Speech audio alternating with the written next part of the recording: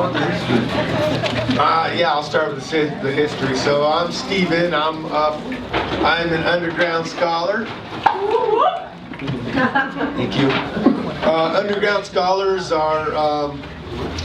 were formerly incarcerated Cal students who we got together, been getting together last couple years, trying to figure out some way to,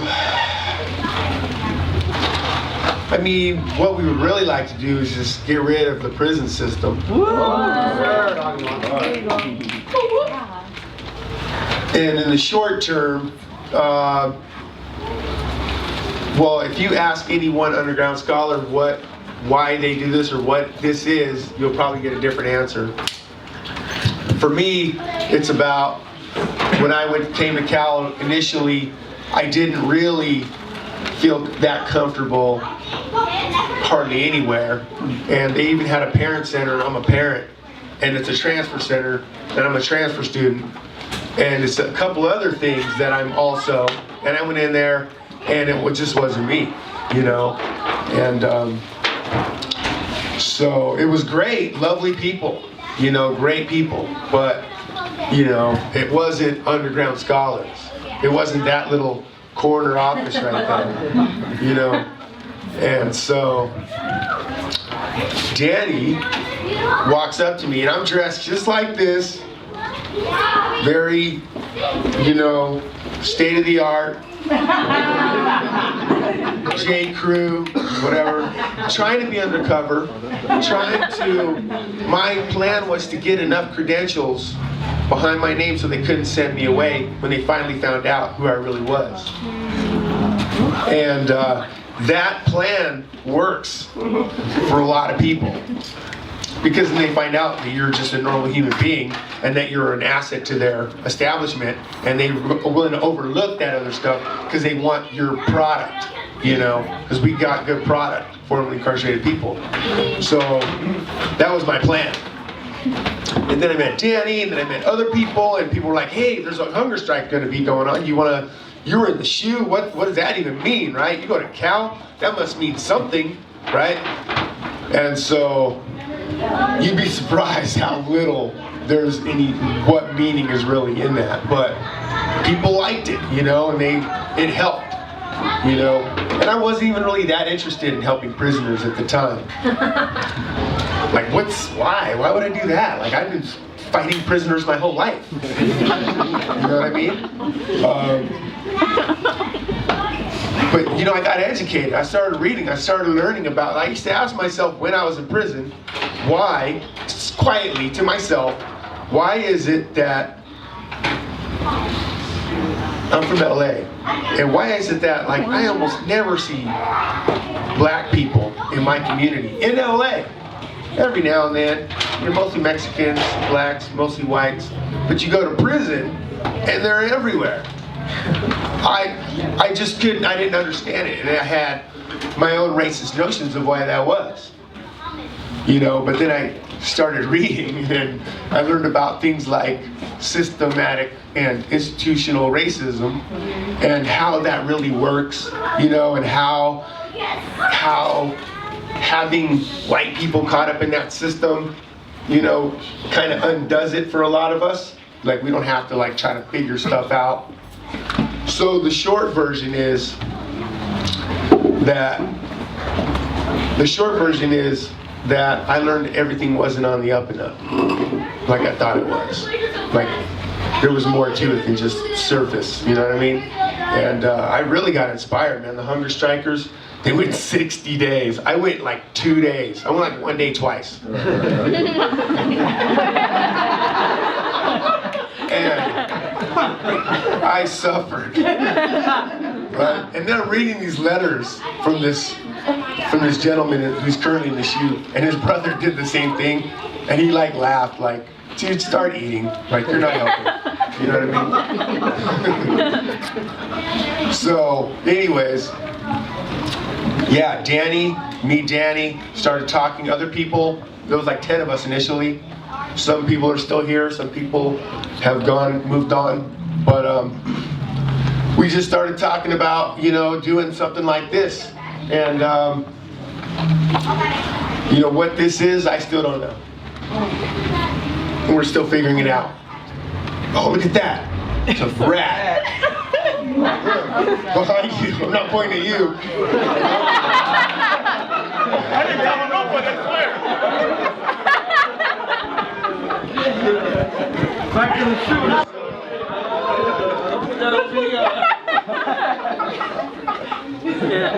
So, but this is what we are for real. Like, this is what we are, right? Thank you. For us. What we are definitely, this is what we are definitely. We definitely have enough to keep the door open for another year, maybe two. Two for sure. Two for sure, okay, 2 for sure.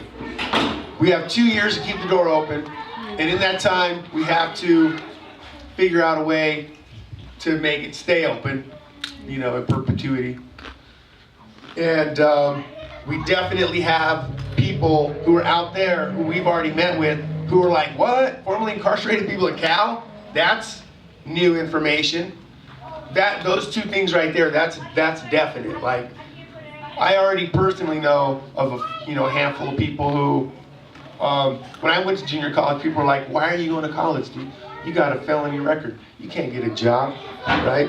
And my answer was, I don't know. All I know is the FAFSA is $5,500. The loan is 9 G's. That's enough to live on. And we did that, right? And then when I finished, they're like, you want to go to Cal? I'm like, okay. So, but I got here by accident. I got lucky, and it was an accident, you know. My low self-esteem and my need for validation and getting good grades is the only reason I was even like in position. But like, you talk to a lot of people who are like, damn, if I had known, I would have got better grades. You know? If I had known that I could go to university, I wouldn't have just blew off my classes and got C's or whatever, you know? So, Sadie's gonna be here any moment. She's gonna talk to us. She's got a PhD. She teaches college. She's formerly incarcerated. And yeah, so that's all the history I got for now. Thanks.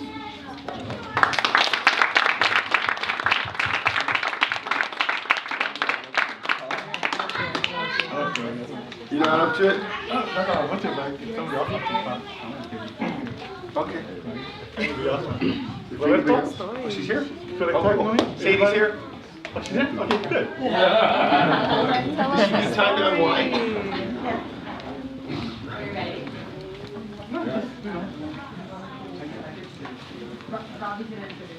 Yeah.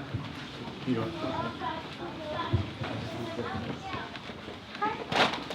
Hello.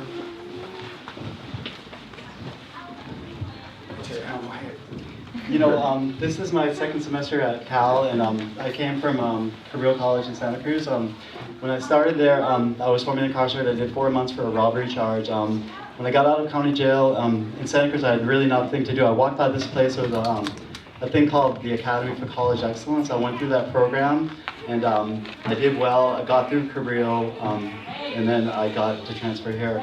Sadie was my first teacher for the Academy for College Excellence. I really give her a lot of credit for like helping me. She really guided me my first semester at Cabrillo College, and yeah, I'm really thankful for that. Cool, and yeah. And here she is. Yeah.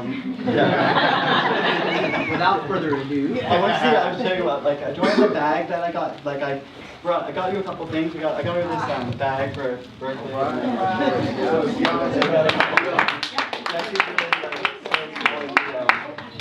Great person, and I got her the shirt to the scalp. Oh, another one! Yeah, got this First one. thing he did when he came here is he got me a shirt. Alright. Cool, go Bears. Yeah, cool. Okay, here she is. 1 second. I have notes. It's been a long day, and I need notes today. Just so that I don't completely go off on I'll probably go off on many tangents anyway, but minimize them. Hello, everybody. Welcome. It's so good to come home. To come home with my people. This is the place I feel home. I was talking to one of the women who I drove down with today, one of my students, who's also formerly incarcerated and who works with me in the local jail in a volunteer project that we've been doing for 13 years or so in there. And she said that to me. She said, you know, when I go into the jail, she's formerly incarcerated, I felt for the first time like I was home. And she felt more at home with the women who were working with inside than she did with the other interns in the project. And I feel that way now. Thank you. So, and it's always such a miracle when I realize that I'm alive, too. So how much time do I have? Half hour? Can everyone hear me? Do I need this? If I need this, you'll let me know, right? Okay? So, thank you so much for inviting me. So you told a little bit about my bona fides. So I have a PhD in Sociology and Feminist Studies from UC Santa Cruz. I graduated in 2008 after a very long road to hoe. That was a difficult road. And I teach sociology there. I teach in the ACE program there, which is a program for what we call ultra at-risk young people, people who society would throw away, people who have been marginalized generation after generation from higher education institutions and in society, people who are not expected to succeed. So it's a bridge program to get them fired up about learning and social justice. They do original research. I'm actually directing the program there right now as an adjunct professor, and I teach in the program. I've helped develop the social justice research curriculum for that program, so the students get fired up because they do original research on a social justice topic of their choice in their community, and they are experts on their own lives, and they do a phenomenal research, way better than these lily white students who come in later and try to study something they don't know. Anyway, it's amazing. I love the work. And I'm a master mentor in that program. I actually teach teachers across the nation how to teach this transformative pedagogy to students. And I'm not trying to toot my horn here, I'm not, but I just want to provide some contrast, because 28 years ago I was sitting in a jail cell. 28 years ago I was sitting in a jail cell with sores on my arms, with just this close to death, both physically and spiritually, and no hope. I had tried to get clean and sober because I realized that was a big issue. I had been in and out of the criminal justice system since the age of 10, you know, starting with arrests and foster homes and mental hospitals and all of this. And miraculously, because of my whiteness, I stayed out of the criminal justice system a lot more than I would have otherwise, but I was in and out of it quite a bit. I think that they would have buried me under that jail, under that prison, if I had brown skin. But they still got me because I was without resources and I was out there and I had no hope. And so there I was, 21 years old. I had been in jail countless times. Prison, I was going for my second time on a drug charge, state prison. And you know, how I got there was a natural progression in terms of my family. I was born on a drug run in Mexico. My parents used really heavily, and my mom tried to pull it together and did her best, but she was a hardcore alcoholic eventually, and so there was violence that I witnessed in my family, and they were all using, those were my role models. They didn't go to college, none of them went to college. My father abused me terribly. For the short amount of time he got his hands on me, mostly I lived with him, thank God. But when he wasn't around, because of his alcoholism, he was a disaster. And then OD'd when I was 15. So it was a natural progression, right, that I would do all of that. And I was medicating. I didn't have the psychiatric treatment your typical middle-class white woman would have had, or white girl would have had, or the drug treatment, or all of that. I was medicating. I was in pain, and I was medicating. I was in so much pain. I wanted to die, and I was dying fast. So many of you in this room will probably be able to relate to that.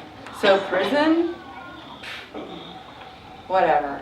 I mean, it wasn't really a big deal to me. I think it gets to the point where it's like, yeah, this is what happens to us.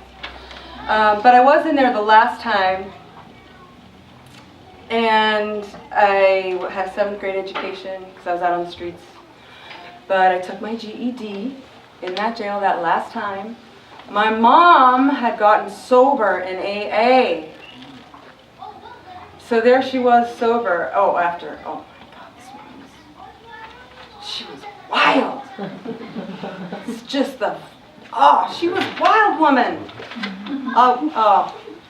I mean, it's lucky people in our family are still alive.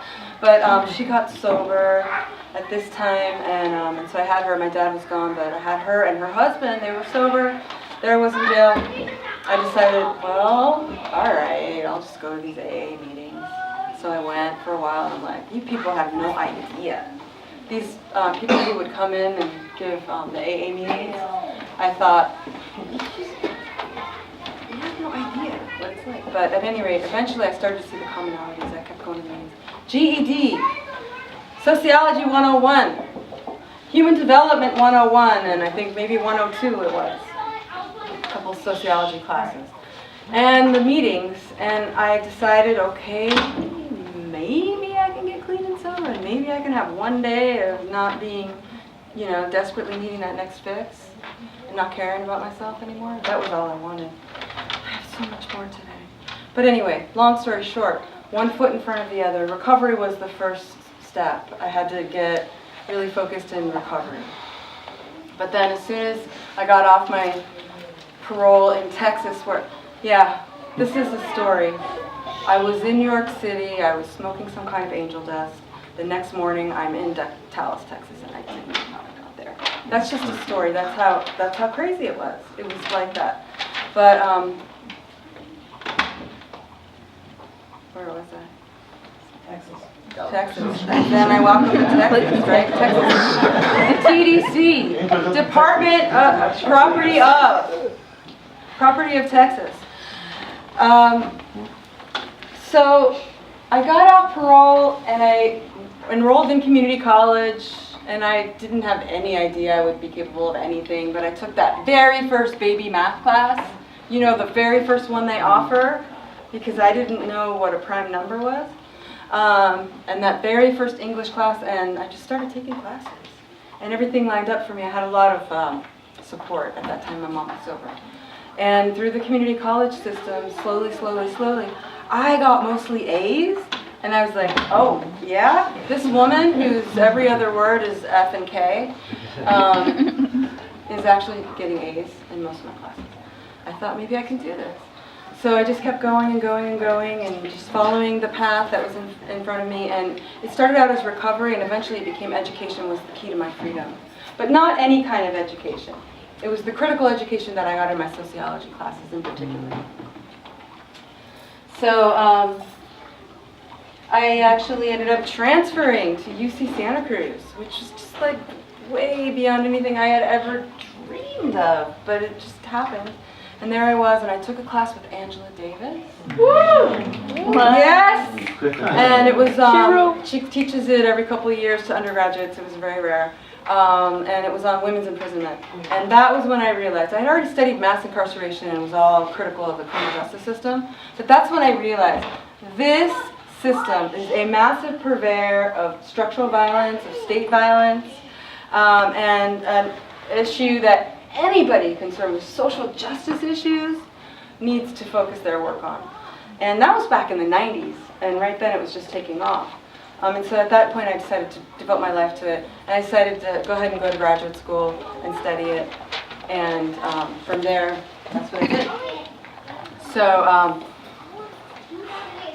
the thing about education that was so key to me was that my education in particular sociology, critical race studies, feminist studies, that very critical understanding of how history and the world works and how social relationships along lines of power work historically and are maintained through institutions, that kind of an understanding, that made me understand my world. Finally, I had a language. I had a framework. I understood the world. Any situation I could look at it and I could understand it from that perspective. And it gave me a purpose.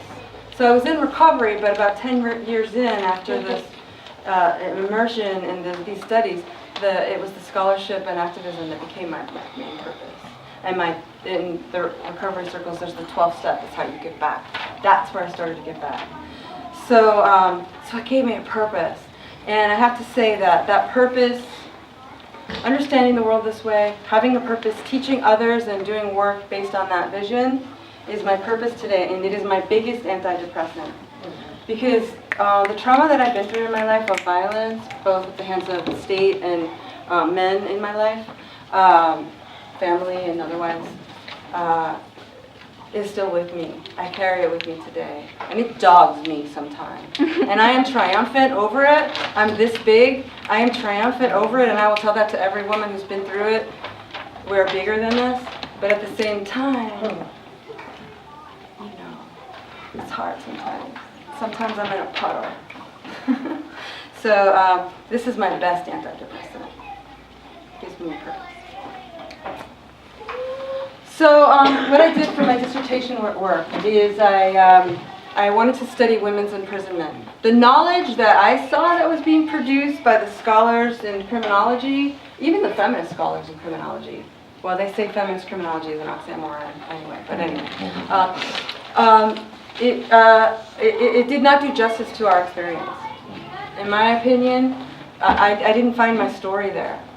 And so I wanted to produce knowledge that was from the people who were really experiencing it, people who are experts on their own lives. I wanted to produce knowledge that was true to our experiences.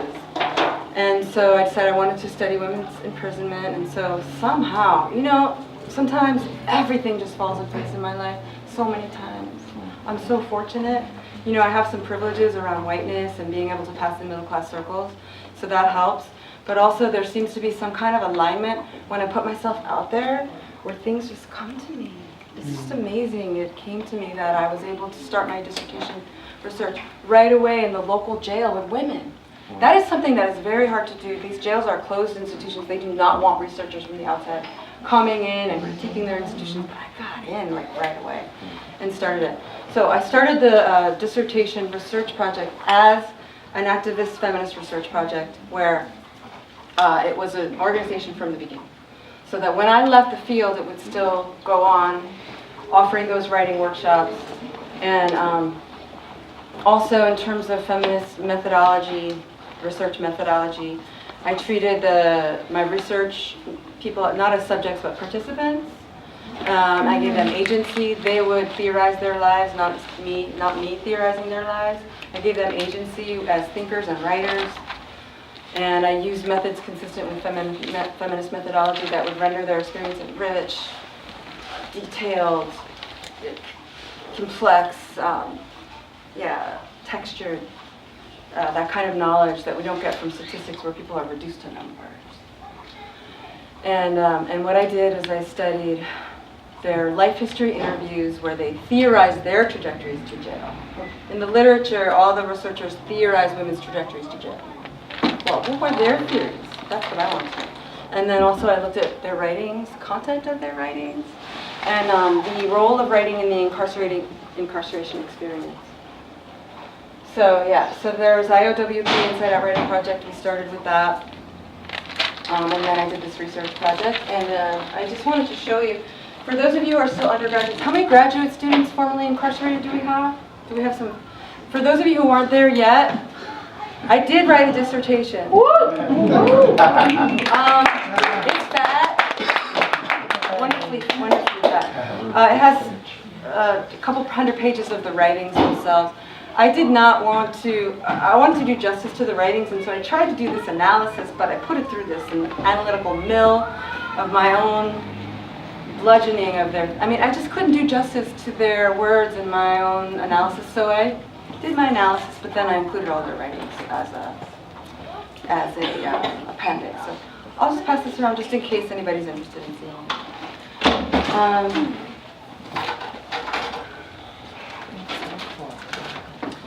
So IOWP still happens. We got few people in the room who've worked with it. my dearest friend, Aunt Adriana Mee is here, who's now studying in Berkeley. She helped with us for many years. We have Jess Espinosa here, and we have Nancy Rubio here, who've come from Santa Cruz to join me. Nancy Rubio. Anybody else work with IOWP? Another student, thank you so much for coming. I thought other people would be here, but oh well, thank you so much for coming. Calder from my social crime class at Cabrillo College. I'll also pass around these. These are the zines that our little writing project still produces. It's a ragtag, grassroots organization run by students and community members, mostly Cabrillo students, community college, as well as UCSC and community members. I'll just pass these around. It's a zine. They do it. I like it, so pass those around. If you want to look at some of the poems, right? Are you giving this? So that's my story. Are you giving these away? You can take them. I didn't bring enough for everybody, but you can take them, and if you need more copies, I can get you some. So then, so I wanted to tell you my story, but then I just wanted to end with a call to action in 3 E's. I wanted to talk about education, engagement, and emotional justice. So I'm speaking to the choir about the importance of education. Right? You're all here doing that. But I want to stress that, even though you're all here doing that, I just want to stress the importance of that. We need to create a prison to school pipeline, but not all education is created equal. I don't want people coming out of prisons or coming out of juvie to get the kind of education that is par for the course in our educational system. Because I don't want to inculcate conformity and complicity in white supremacy and in gender oppression and in all of the isms that are so thoroughly ensconced in our institutions. That's what our educational system produces and reproduces all the way up to our highest tier universities. So we need to carve out spaces of liberation within these oppressive institutions, and we're doing it, right? I mean, in high school, LAUSD recently is requiring all high school students to do ethnic studies. Yeah. All right? Yep. Yeah! All right, started earlier than that, please, but that's a great start. And now they're trying to gut everything from Arizona. That's been a fight that's been going on for years. Taking ethnic studies from Arizona, that program is just their ethnic studies program. They're so amazing, just what we need to counteract the white supremacy in that institution. But also San Francisco Unified School District. They're not requiring, but they're offering ethnic studies to all high school students. They announced it last year. So, and I don't know what other schools, but people are starting to get hip to this. And also, the administrations at different places are starting to get hip to the oppressive school-to-prison pipeline and trying to reverse it through various policies and using restorative justice models. We're seeing some things, but unless we all join in, unless a lot of people join in, it's not going to happen. The forces that would reverse those trends are strong and corporate and always trying to make a buck. So we've also carved out spaces of resistance within these educational institutions in our college ethnic studies programs, in our sociology programs, some of them, in the women's and gender studies, sexuality studies. We carve out spaces of liberation. We need to keep doing that. Because, the book, Lies My Teacher Told Me, right, Lowenstein, about the whitewashed history that our students get, not just in high school or junior high school or before, but in college, okay? Yeah, we need to reverse that. And we need to teach ourselves and each other critically what is the true nature of history. Which groups have been marginalized, privileged, what are the effects of that, and how can we undo that? How can we create a more just society? I think that needs to be the main focus of our educating ourselves and each other. Okay, so the second thing, engagement, and then, education, engagement in the world, political engagement. Some of you are familiar with Marx, I'm sure. One of my favorite quotes is, Philosophers have discussed it. We need to think about it, right? But we need to change it too. So this kind of critical knowledge can be used to inform critical change in our communities with the world. And I believe that the change must be led by those of us who are most directly affected by these systems, formerly incarcerated people, others directly affected by other systems of oppression, and their allies and their families and community members. Because we understand these issues. We understand the questions to ask. We have a PhD in life in these areas, okay? And I think that our allies can help to lead too. And so what I'd like to ask everybody here today is, where's your passion? I believe that each of us has a special gift or special gifts. Each of us, that interest, whatever we're passionate about, it wells up inside of us. It guides us to study particular topics. And I have a feeling, where you're at right now, you're well along on that path of self-discovery and self-realization, where you're following that instinct. And I just encourage you to listen, and follow it. Find your true gifts, because we need your gifts. We need everybody's gifts. And I want you to pull the gifts out of other people who are coming along who may not see that they have them, and mentor the people coming in. That's why I love your group so much, what you're doing. So, all of us or none is an obvious choice for those of us. It's an obvious choice. But if your passion lies somewhere else, it might be environmental justice. It might be in public health, or international issues, or whatever it is. Whatever makes your heart sing, whatever lights you on fire. That's what I want you to follow, and pull that fire out of others. So that kind of engagement will be critical. But when we do this work, I'm saying this as a white person who has seen this, I want, the saying, check yourself or wreck yourself. Well, check your privileges or wreck your movements is what I'm going to say. And I just saw it recently in my own organization, Inside Out Writing Project, this little organization in Santa Cruz I started. Santa Cruz is a very white town. Most of the interns who have run the organization were UCSC students. So we had a more diverse intern body than that which is represented at the college, because a lot of queer women and women of color and people of color, with the small numbers that there are on that campus, were drawn to our group. But it was still overwhelmingly white, reflecting that demographic of the city of Santa Cruz. It's a very white community.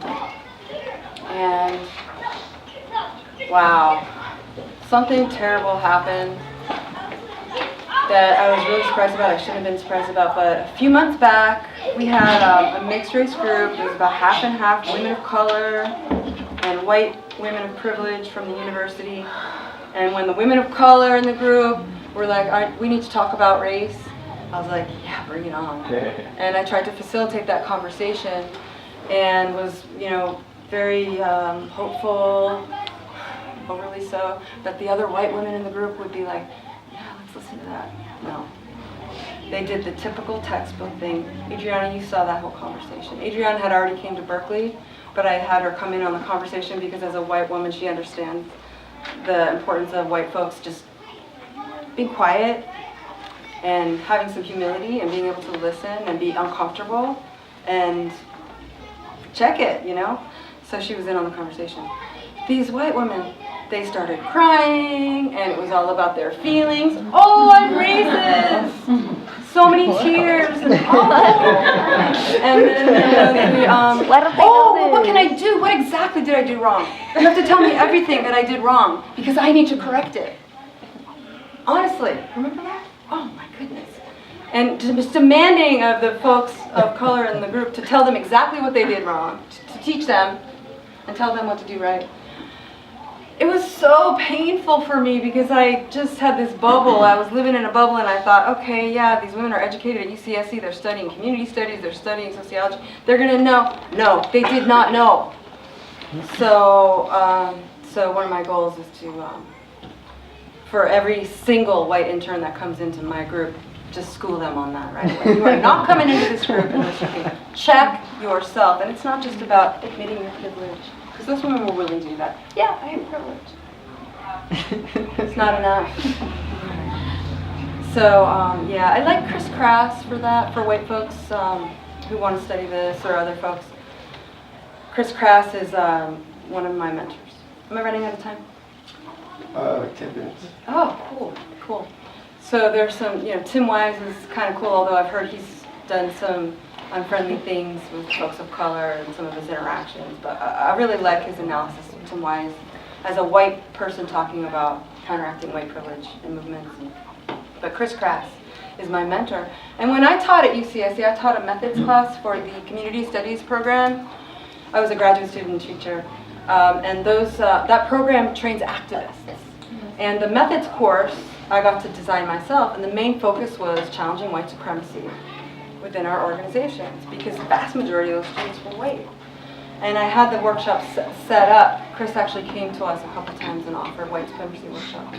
I had the workshop set up so that there were spaces for the folks of color in the group, but that it was geared toward, for the white folks, really teaching them how white supremacy works historically and in movements, and how to check it. And so, yeah, we're going to wreck our movements if those of us with privilege can't acknowledge it. And it's not just about gender, it's about sexuality, orientation, gender, intersectionality is going to be central to our movements for change if we're going to really change something. And intersectionality, understanding. Cool. So that's what I want to say about that. And then the third E, education and engagement, emotional justice. We hear all about social justice, right? I mean, I can't count. I mean, thousands. Social justice, so much so that it's lost its meaning. The term has lost its meaning. But emotional justice, that's something that I've heard less about. And a few scholars and maybe journalists and some people at Berkeley are talking about it, actually, emotional justice. The idea being that injustices, many of you probably already know about this and might be able to say more about it than I can right now, but I'll just say this, that social injustices are felt in our bodies. Western thought, the Cartesian split, all this dualistic thinking separates the mind from the body from the spirit, but really we are a whole people, and those injustices are felt. Those traumas are deeply felt. They're etched in our bodies and in our over generations in our lineages, and we carry them. We carry them into the classroom. We carry them into our activist work, and we need to take care of that in ourselves and others, or it will be the death of us. At least maybe I should speak for myself. It will be the death of me if I do not take care of that stuff, because it almost killed me. And it still dogs me. It still eats me, But I have done a lot of healing, so not so much anymore. So this new work on the idea of emotional justice. We are walking constellations of trauma, layers upon layers upon layers upon layers, and again, it's intergenerational for some of us. I wish that we could treat each other that way. If we recognize that we're all walking around with these layers and layers of trauma in our movements, in our classrooms, in our relationships, with the focus then on healing, right? So many of you know PTSD rates are off charts for children in violent neighborhoods. Okay. East Palo Alto, South Central LA. PTSD rates in those cities are higher than war-torn Iraq, right? Than war-torn countries. People coming out of prison, people coming out of solitary, PTSD levels off the charts, not to mention all the other horrible psychological impacts of solitary and incarceration and the violence that we experience. And then we're out here, we're stigmatized, we're judged, we're discriminated against in all these areas. Legally. We are legally discriminated against. I have a student in my class right now who thinks I'm a freaking criminal. All right? Because he's a criminal justice student. And I call him out every day in class. You know? But the other day, we were talking about re-entry, and we're talking about, well, once you do your time, what about all these consequences afterwards? Felony disenfranchisement, the felony checkbox, the provisions against, for drug offenders, you can't get federal financial aid, but you can if you're a rapist, right? All of these legal forms of discrimination. And because he's a criminal justice system and he's by the books, I'm still a criminal. Right? That's all right, I'm bigger than him. And the students do not like him. Peer pressure. It's fun. I actually haven't had a student who came out with that kind of bullshit in all my years teaching as a student. It's cool, I can handle it. I will also say, I don't have this in my notes, but I remember feeling so alienated in school as coming from that background. Especially in community college, I didn't tell a soul. I was terrified people would judge me. And I'm ashamed to say that now, because, not ashamed, but I regret that. But it didn't take long for me to come out with all of it. And now it's a political act. It is one of my goals. Now, I don't lead with this. I do not want to be a poster child for formerly incarcerated. But everywhere I go, where it's at all relevant, I tell that story. If I'm interviewed, I tell that story. But if they take me and say, Sadie Reynolds, formerly incarcerated, and now she's doing this, I'm like, well, that's not all of who I am. Talk about it in my story, but don't make it the tagline.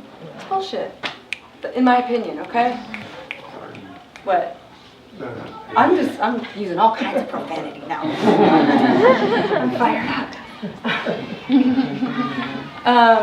And if they do, it's fine, but it's just a little annoying. It's like, I am more than that, but it's a huge part of me. And so I talk about it as a political act. I want to destigmatize that category. A lot of my students are way cooler than I was, and they're like, I don't feel any shame about that. I'm out here, and that's great. But I did. And so for anybody else who did, I want to say, here I am. I have no shame. You belong here. You belong here. You deserve 2 seats.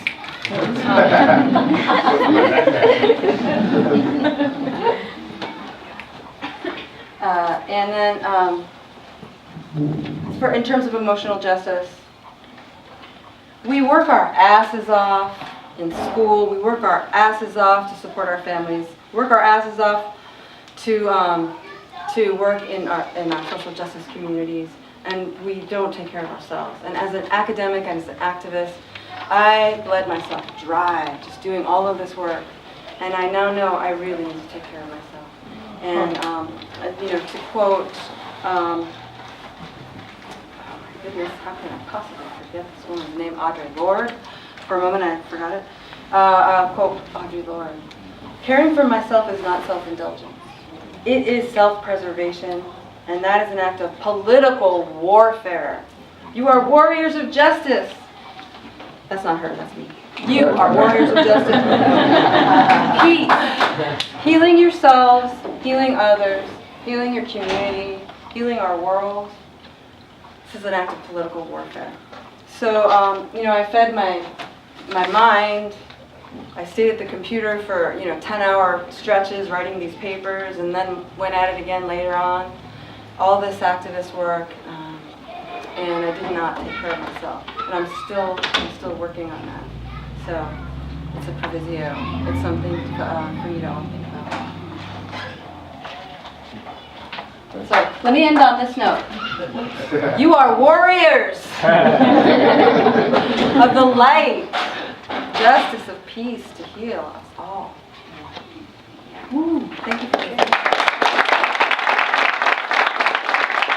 Being previously incarcerated, or how is that working? Being a That is professor? a good question. I was hoping someone would ask that question. I'm adjunct. Oh. Okay. The situation for adjuncts in the U.S. sucks. Okay, but there's a range. So at my school, I'm actually paid. I'm on the upper echelons. I have the PhD. I'm on the highest step and column. And so I earn more than any other adjunct at the school, you know, as much as the highest paid adjunct. And they max me out every semester, but it is a fraction of what the tenure track people do. The process for me even getting that job with the fingerprinting and then sending it to the feds, it took them forever to run my paperwork. And so I had to do the checkbox, and then I had to go through this. It's like really demoralizing. I was into drugs really bad, and I had to tell this whole story that's like really none of their business. But I had to tell it and then say, but I've been doing all this amazing work and really selling myself. And truly, I do have a pretty impressive vita from the years since then to now.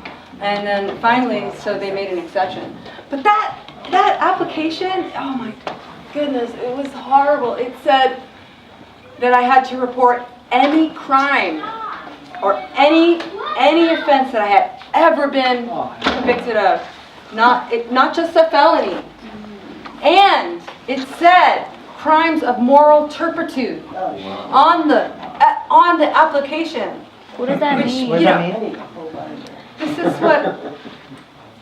All right, so we have a serious problem. We treat drug addiction and drug use as a criminal justice problem. It's a health problem.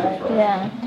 And the fact that we don't have the resources to take care of basic needs. I mean, if we just took care of basic human needs, much of it would dissipate in the first place, and we wouldn't even need drug treatment. But at any rate, you know, I have to deal with that kind of stigmatization, and I refuse to take it on. And that's why I speak my story to the students, and I say there is no shame.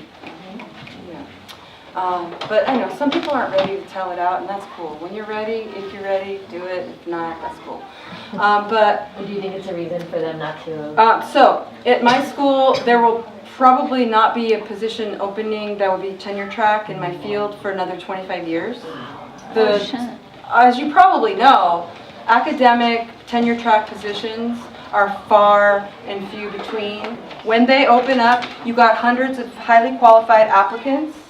And a felony conviction on that check mark is probably a good reason for some of those people, if they have those stigmas, to just put your application aside. But the one time, I only applied for a full-time job once, and I got an interview, so that was pretty amazing. But I got into the last interview stage, and they decided they didn't want me. It was at Hartnell College. And I'm glad, because it's not, I mean, I would love to have a tenure track job and have that security, but I really didn't want to work there, because the institution, there are so many problems with the institution. So for now, I'm cool with what I'm doing. And so far, the universe has provided for me by me following my dreams, and I do a lot of work that is unpaid, and I'm happy, you know. So eventually, I would like to have a tenure track job. But the truth is, what's your name? Violetta? Violetta, that's right. The truth is, Violetta, I'm not sure. I think at some schools, it may not matter as much, but I'm afraid to say that we probably will face discrimination at many schools if we apply to that. And there is the felony checkbox, and then there's the explanation point, you know, the explanation letter you do. And I think maybe for some schools it could be a strength. You know, if you're teaching in a program that's trying to reach at-risk youth, and you've been through the system, it could be a strength. But I don't know. We haven't done that research yet. As far as I know, there has been no research determining what those outcomes are for people when they apply. So you're at Berkeley. I want you to do that research, you know, find out what it is. So that's a non-answer to your question. I don't know. I don't know. I'm worried about it, though. What do other people think? I'm very worried about this. Are people worried about it? Yes. Yeah. We talk about it all the time.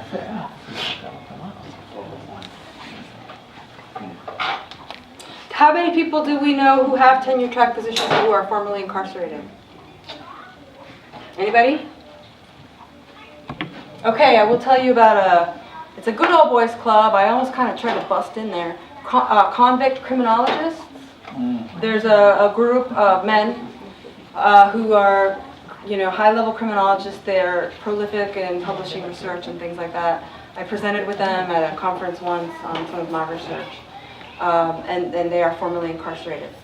Probably a handful of guys as of a few years ago, and they're tenured. But they're convict criminologists, so that is their shtick rather. That's their whole thing. I've been there. I'm researching it. I have that inside perspective. It probably adds to my ability to understand things. It might be a liability in other ways. So there might be spaces to carve out for this, but I think that there's a lot of discrimination still, and we need to think about how to counteract that. Thank you, Violetta. That's a great question. Other comments, questions? Yes. Oh, just the word on the intergenerational trauma that you were talking about. There's a lot of research and science being done in epigenetics, exploring that, because it is like the connection between like psychosocial pain and trauma, like being transferred intergenerationally. So there's a lot of work going on, and it's really interesting. And isn't some of the work with the epigenetics on the matrilineal line? Yeah, especially on the I don't know how to say that. Matrilineal, yeah.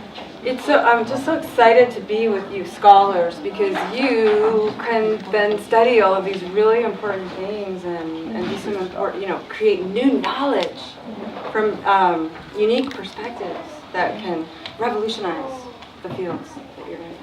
It's very exciting. Comments, questions, anybody else?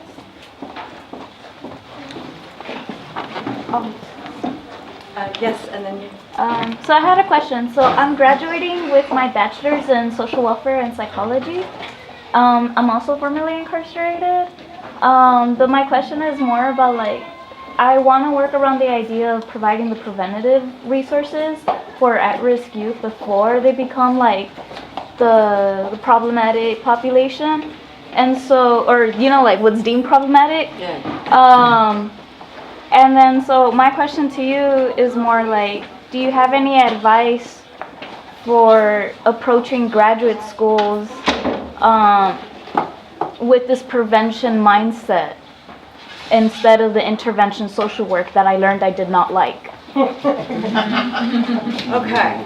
So, Here.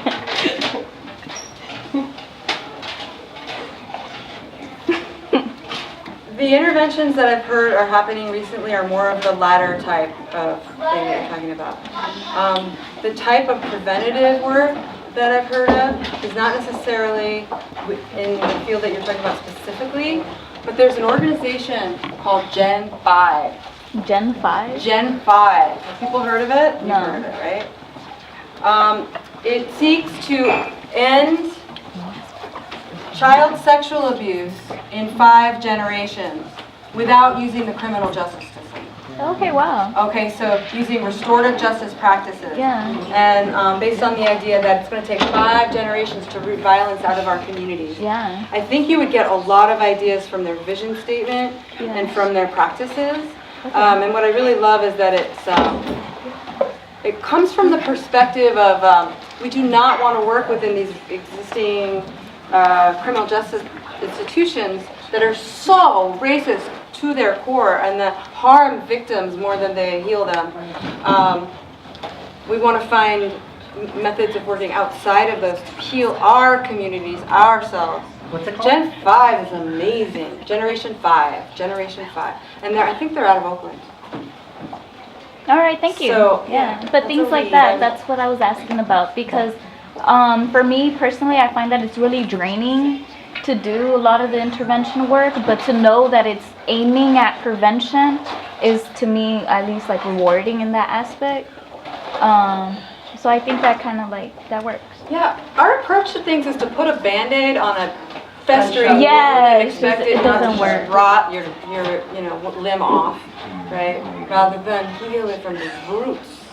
The word radical, we talk about radical change. Well, the word radical, the Latin root is roots. Heal things from the root. You can't heal something if you don't clean it, and you just slap a Band-Aid on it. Festering. You you had your hand up, right? Yeah, I just wanted to offer a quick announcement and then a question maybe that we can take up later too. You mentioned Chris Crass. Yeah. And I know he was part of Catalyst Project. Yes, yes, And yes. this Saturday, Catalyst, which is a white anti-racist organizing space, is having an event in Oakland at the Omni on Shattuck Avenue. And so Dolores Canales from California Families to Abolish Solitary Confinement is going to be there as a panelist.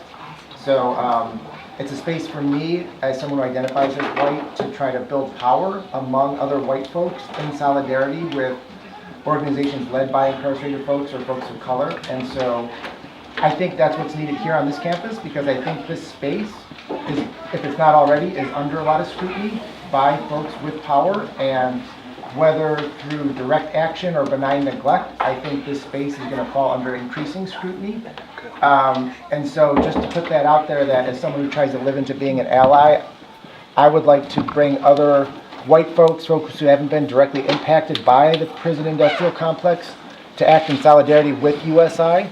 And so to put that out there to the USI leadership, that if that is wanted or needed, I'm all about trying to build an organization of those folks to be in solidarity with USI. But I'm wondering, have you seen that work on other campuses or in other spaces? Well, Chris Crass. I'm sorry? I was just going to say that solidarity looks like money on campus for funding events and for funding food, to bring the space for people to come together. It requires money, and that's what it looks like for me as a student here on campus who's now graduating and has not been able to hold spaces of this importance because of that barrier. That's what solidarity looks like to me. And I'm sorry, I'm missing the linkage. Yeah, no, that's what it would look like to bring solidarity to USI, even though I'm not to bring like, some funding. yeah. Yeah. And what you said first about how this space is probably under attack from the administration, I can see that at my school. The ACE program that I work with, that works with a lot of formerly incarcerated people coming out, there is not a lot of support. A lot of the faculty, they won't come out and say it, a lot of the faculty and administrators, but they're just not too keen on it. They're like, they don't come out and say it again, but I have this sense from them, we don't want those people on the campus. And it is so disheartening to me. So I'm constantly trying to push against that. But yes, funding, right? And pushing back against that kind of the efforts of the administration to just kill your organization. But yes, Chris Crass from the Catalyst Project, I've worked with them to bring anti-racist trainings. I think of any group or any kind of anti-racist group, they're the best, because I think they really understand how white folks need to just get out of the way and support people of color leadership in ways that are helpful and that don't, do more damage, as is usually done when white folks work in multiracial groups. I think he's brilliant in that respect. Thank you for doing that work. Sadie, I just want to thank you for coming and sharing your story and journey with us. For women like myself, you're like a breath of fresh air right now. I was such a sap. I don't have a question. I thank you for your presence. Again, I thank you for your words. I thank you for sharing your story. For myself and a lot of women that I know, and that a lot of women that here at Cal, we've been through many similar experiences.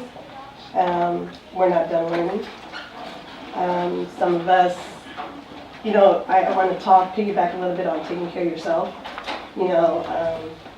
I've been one who's working in different areas, and I've not taken care of myself to the point where I feel like depleted.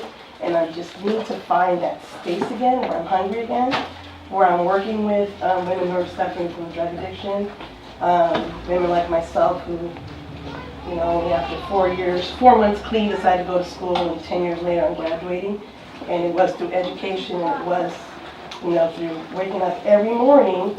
I didn't know where I was going every day, but here I am years later applying to Cal, the only school that I ever applied to, and I got in. And it was through my education. It was, I stayed clean because of school, to be honest with you, because if I didn't have somewhere to go a year later, because within school I learned accountability, I learned responsibility, taking classes that helped me to heal in the process of also healing through my addiction and my great relationship with Coke that I loved. And I said, you know, I would work just as hard in my education as I did in that, you know, in getting it, you know. And so, thank you. I thank you. Thank you for your presence. I thank you for your energy. I thank you for coming. And I'm so happy I made it today.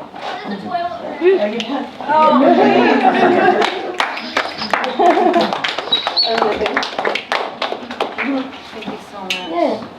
My heart is very full of gratitude. I will say that this dissertation took me many years to write, so. If it takes you a while, you're probably right where you're supposed to be. Was there? Yeah. Sorry, do you think only people that have been affected by it can like enter the space to like learn about it? Enter the space to. To like learn about it and like help, I guess? Because like going back off of what you said, like I feel like it's not really in part of an area where like other people can learn about it, and like personally because I wasn't affected, I feel like it's kind of like off limits to me, so I was wondering if that would be like a place where other people could learn. It's a great question. Of course, it will be different in each space that you enter and their needs, and I would want, of course, folks to check in with the leaders in that space and see how they feel about it. My feeling is we need allies. My feeling is we need allies, but we need allies, again, who have sensitivity and who can elevate the leadership of those most directly affected and support it. And so, of course, I would hope that folks would, you know, ask to be invited and then ask how they can help and follow principles of, you know, anti-racist.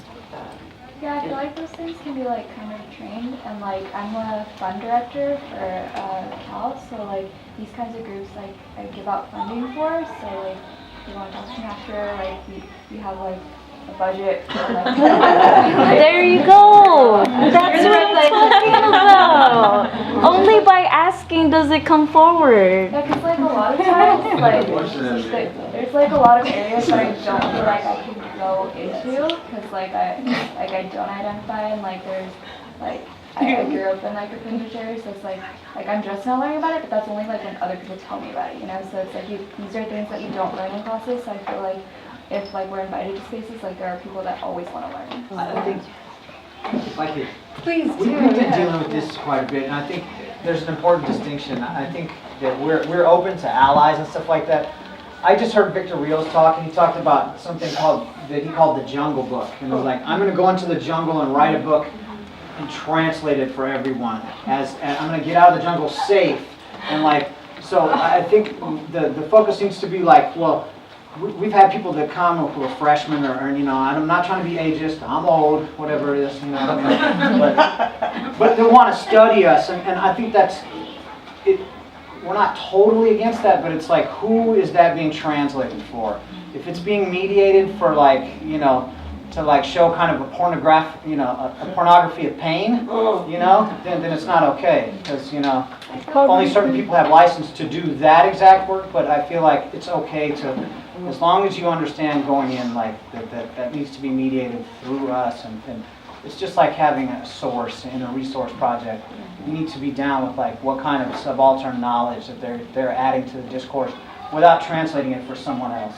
I don't know if that locates it correctly, but that's about the Berkeley answer I could give. Yeah. I was gonna say, to add to the concept of the Jungle Book, he referenced like going into the jungle for like a day or two, Right. and then learning the language of these animals, and then going outside and talking about his experience or that person's experience, because a lot of times it could be like in the jungle versus, you know, not being in the jungle to begin with, you know what I'm saying? But yeah. I really like those answers. Yeah. No Jungle Book writing, okay? It would be easier, so then these are things that you don't have to like combat later on, but like if you set it beforehand, you're like, this is like what I want to happen, like this is what can happen, like you set those ground rules, then people like understand. But like a lot of times, like those are like aspects that people that are already in the zone like already know, like it's just natural. But like people that are outside, they don't understand. Like I wouldn't have known like not to ask certain questions, you know. So I feel like if you explain it like beforehand, like it makes it a lot easier for everyone, and like it becomes like and I'm glad that you're addressing that. I feel like some people, she's talking about people that aren't even aware of their privilege come in and aren't even asking those questions that you're asking. So I think you're in the right place to be. And if you have funding, and that's what you want to help support the group with, I'm sure there are people here who will talk to you about that. Yeah, that's really wonderful. So 2 hands, 1, 2. Yeah. It's a comment/question because I feel like it's very strategic to be in a community college, a place where you get a lot of people. There's like a lot of different atmospheres, different people, but even like a big crowd of formerly incarcerated people, right? And a lot of times, that could be like a hit or miss, right? In terms of meeting the right professor, meeting the right counselor, meeting like a right even student, like the social support system. So I guess part of it was that strategic in your part to be in terms of community college level, or was it because there's all these other barriers? And with that, what kind of advice would you give for somebody that also has a record that wants to finish and go teach in community college and kind of like try to build another support system and kind of like... So I love teaching at community college. I liked teaching at UCSC when I was a graduate student. You know, as the further along you got, the more they give you opportunity to teach your own classes. But I TA'd for years, and then I taught my own classes, all these really cool classes. That was cool. I liked it. But teaching at community college, I love, because it's so much more diverse. We have such a much more diverse, even in Santa Cruz, which is a relatively white town, we have other types of diversity, you know, and it's more diverse ethnically, racially, than UCSC at Cabrillo. But also age, class, lots of people coming out of the system. And, you know, in terms of undocumented people and language learners, just the diversity is so much more rich, and so I feel at home there, and I feel like I have so much more to offer those students, and it brings me alive.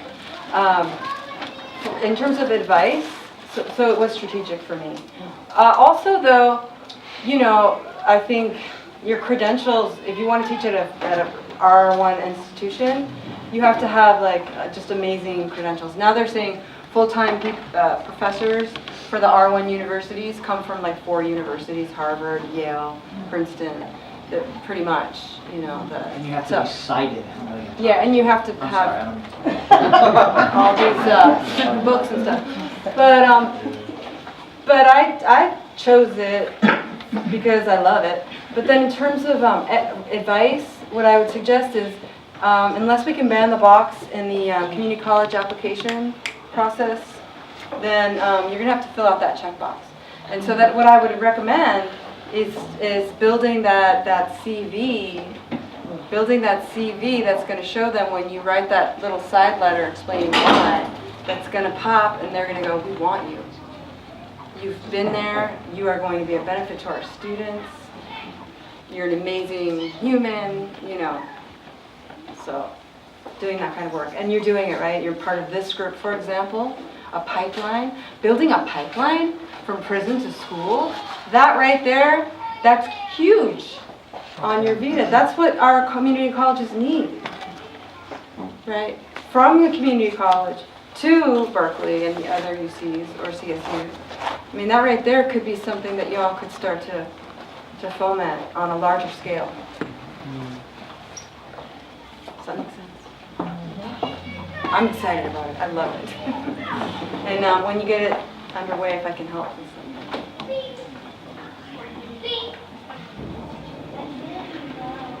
So, thank you so much for having me. I'm just so honored to be here and share with y'all and be inspired by your work. Thank you.